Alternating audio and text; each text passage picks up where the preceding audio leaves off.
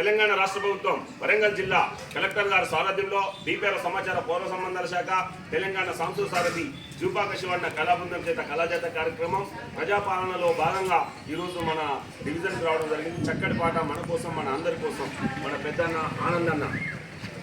పద పద పద పద పద పద